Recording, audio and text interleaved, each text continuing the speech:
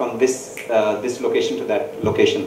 So it was that simple an idea. In fact, we were worrying that it is so simple that people would have thought about it, and right, and people would have given it a try, and maybe it didn't work. Then somehow we went to the bus operators, spoke to them. Why don't you have the software? Why don't you use the software, and etc. and all. Some of the bus operators told us that वो नहीं चलता है. A lot of people came to us in the past. ये software ये कौन बस customer खरीदता है, वो पूरा एयरलाइन को चलता है, बस में नहीं चलता है, etc. and all that. So and then some of them said maybe it works, and we were customers ourselves. We knew that it is required. And another small thing was when we wanted to create this solution, we never thought we would leave our jobs. We wanted to create this solution as a weekend project. In fact, I was active in BITS Aid. BITS Aid is a foundation which raises money for non-profit causes and etc. And I was an active member of that. And as a volunteer, like when you join BITS Aid, the first thing they would say is, okay, why don't you come with me? We'll go and raise funds. And that was the big thing in any non-profit thing, right? And then I was thinking, okay, and then I did some rounds like that. People are actually hesitant to write that check. And also we were going to the likes of us who just got into the job and etc. and all. Then I thought they are hesitant to write a check, but they are not hesitant to sit and probably code. So I thought we can probably create this software as a open source where the community from Bangalore will come and contribute, and we'll create this whole software, give it to the bus operators, and the end product actually helps the community, the software community in Bangalore, and whatever little money comes out of it, after taking its cost, we can probably pass on to BITS Aid. So that was the idea actually, and hence very low entry barrier because we're doing something in part time and etc. And during those days, we said, okay, let's do it. But before you get into open source, you need to have the initial foundation, at least the architecture, right? Only then you can invite the community to come and build over it, right? Then we said, okay, we have to build that foundation. And none of us knew internet technology. Like I was working in VLSI, and likewise my roommates, they were working in embedded system, and one other person, co-founder, was working in another technologies. None of us were working in internet technologies. We said, okay, fine, let's go buy books. We actually literally bought books in .NET, databases, etc. And we shared who would study what, and literally started the whole thing with a Hello World program. So the first program was to render Hello World on a web page. So that's how we started, because we had a lot of time. We had a lot of time in our mind. There was nobody else who was creating that. But actually, when we got into it, it actually took over us. We thought we'll only spend weekends and the extra time that we have during the weekdays. But we were like one of my co-founder, Charan.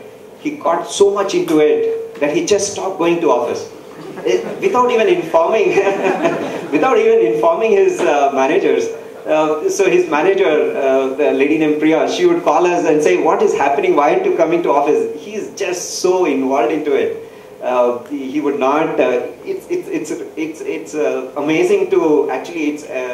I mean, you'll only believe when you see it. Like, he would not even bother about taking bath.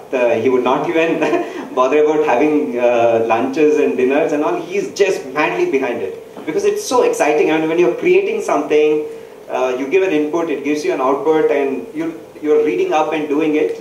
It was so exciting. So we ended up creating the software amongst these three. Amongst the three products that I talked about, logically, if you think, the first product to create is Boss, right?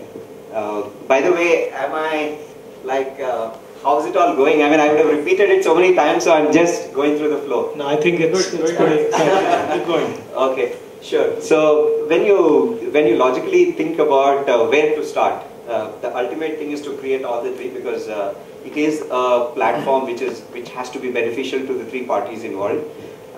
So the first thing to start with when you think logically is to start with Boss, right? only when bus operators start using BOSS, you will have access to that seats, and only then you can go to the travel agency and say, here are the seats, now you can make bookings. Only then you can host it on a website and ask customers to come and book. Right? So we started with creating BOSS. In fact, we created BOSS, and we went to the bus operators. The whole BOSS was created by consulting the bus operators, because we were new to that whole industry, we were new to software, we were new to the bus industry. So we sat with them and said, what is the workflow you need? What should it do? What are the processes that you have right now, so that we can map it into a software and etc. and all. And after 5 months, we had this software ready. And then we went back to the same bus operators who helped us create that software and said, here's the software that, that is as per your specifications, and then now start using it. And then they were not taking it.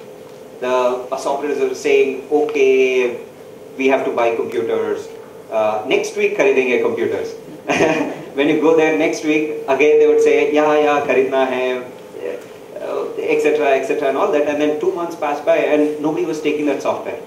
And then we were clueless, because if nobody takes that software, then we can't do the other 2 products. And that was the end of the idea in itself. And then we didn't know what to do. That's when TiE Bangalore chapter, it has sent out a mailer saying, okay, if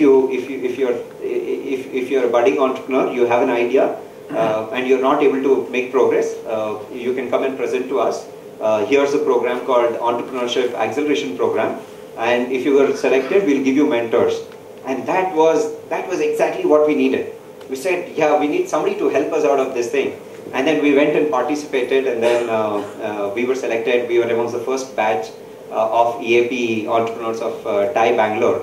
And then we got 3 mentors from TiE Bangalore.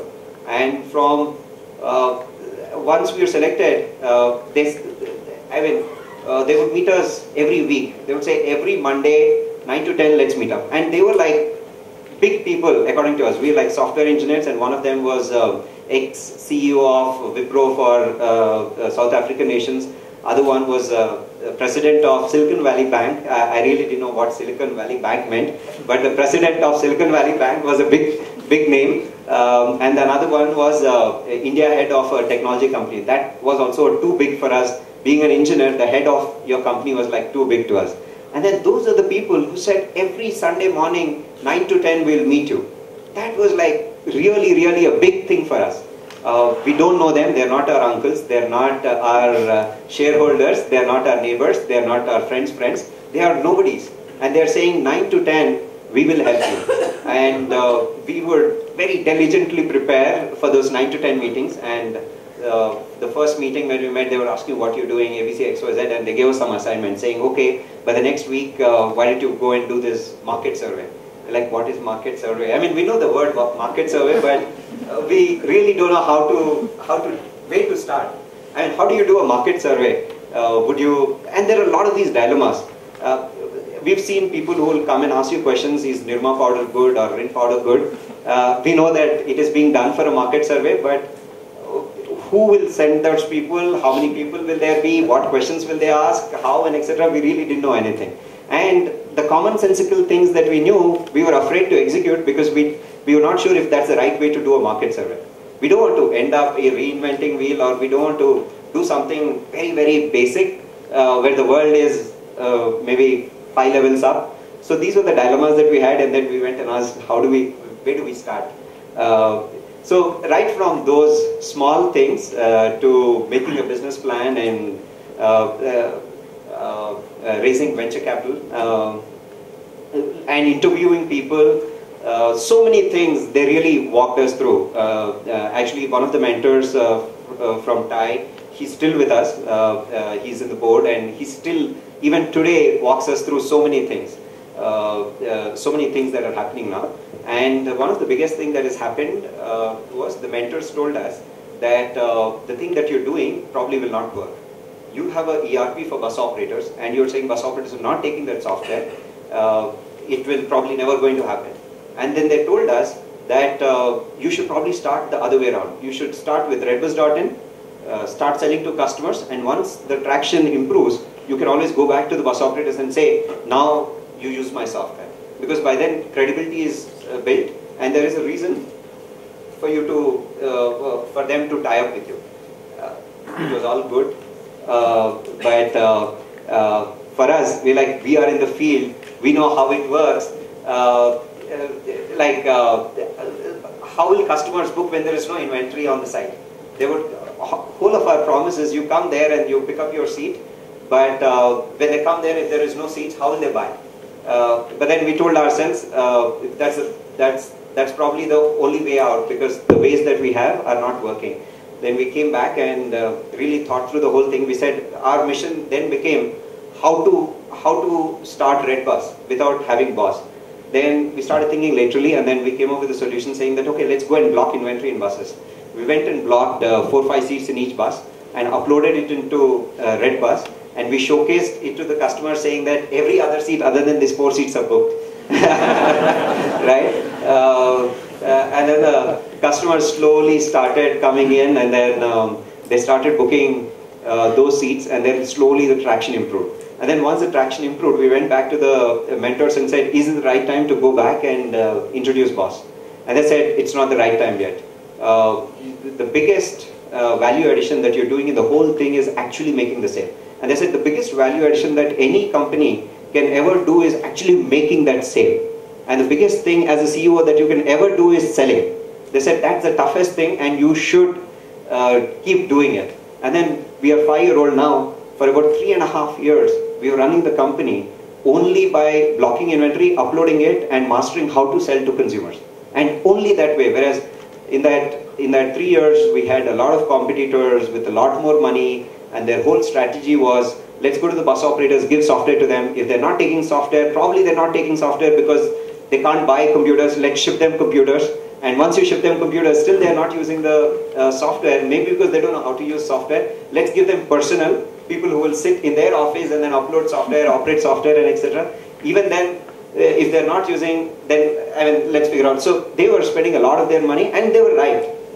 Logically thinking, they were like, okay, how much ever this Redbus sells, at the end of the day, they have to come to my software because the bus operator is using my software. Right? It's very, very logical. But the marketplace, at least with 4 or 5 years of experience seeing consumer market, the marketplace always surprises you. And it is all those crazy, unbelievable things that are always happening in marketplace, which actually change the whole course of companies' directions. So we were getting worried because that those bus operators, someday we'll have to anyway go and end up with this, and every seat sold, we have to pay them money and etc. and all that, and our value addition will be nothing. And once this ABC competitor who is giving software to the bus operators can launch a much better website than us because he has access to the whole inventory, whereas we have access to only those 2 or 4 seats. So all these things cross through our mind, but it is because of the wisdom of the mentors, and I really mean it's the wisdom of the mentors, which is very, very usually counterintuitive, but we thankfully believed in it and then sailed through the whole thing, and today we are here, and a lot of competitors died down, and today in that way Redbus is a little unique. Sorry for a little longer session. Very interesting story.